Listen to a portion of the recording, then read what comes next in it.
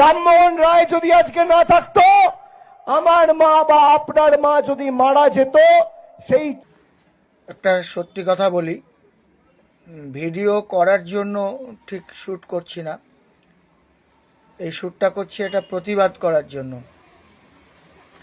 আমরা দীর্ঘদিন ধরে দেখেছি আমাদের বর্তমান মুখ্যমন্ত্রী, মানে তাকে মূর্খমন্ত্রী বললেই ঠিক হয়, মুখ্যমন্ত্রী বললে আবার কেস খেতে পারি, তাকে উদ্দেশ্য করে বলা হচ্ছে, সেই জন্য মূর্খমন্ত্রী বলাটাই ভালো।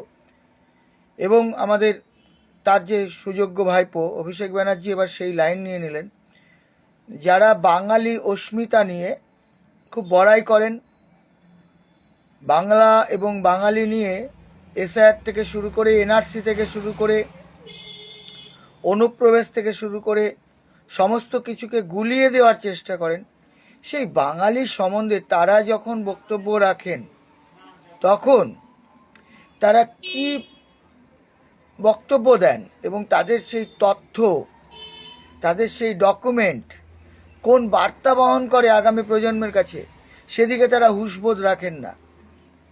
আজকে সতীদাহ প্রথাতে নাকি আপনার আমার বাবাকে পুড়িয়ে মারা হতো, মা মারা গেলে মায়ের সাথে আপনার আমার বাবাকে পুড়িয়ে দেওয়া হতো, এইটা নাকি সতীদাহ প্রথা ছিল। কে বলছেন? না, সব থেকে ইন্টেলেকচুয়াল, সবচেয়ে বেশি ভোটে জেতা আমাদের সাংসদ অভিষেক ব্যানার্জি। তিনি বড়াই করেন, তিনি শিক্ষিত, তিনি বিভিন্ন রকম জায়গায় তার শিক্ষার যে একটা মানে কি বলবো দহরম মহরম আছে সেটা প্রমাণ করার চেষ্টা তিনি করেন। আলটিমেটলি তিনি মঞ্চে উঠে যা বললেন ভুল হতে পারে, ভুল হলে তৎক্ষণাৎ সেটা সংশোধন করার দায়িত্ব যে ভুল করে তার, অন্য কারো ভুল ধরিয়ে দেওয়ার দায়িত্ব নয়।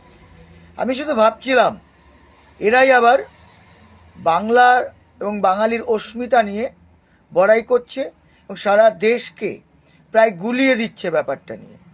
আচ্ছা, আপনারা ভিডিওটাই দেখুন, সম্পূর্ণ ভিডিওটা দেখলেই বুঝতে পারবেন যে আগামী প্রজন্মকে কি শিক্ষা দিচ্ছে এরা।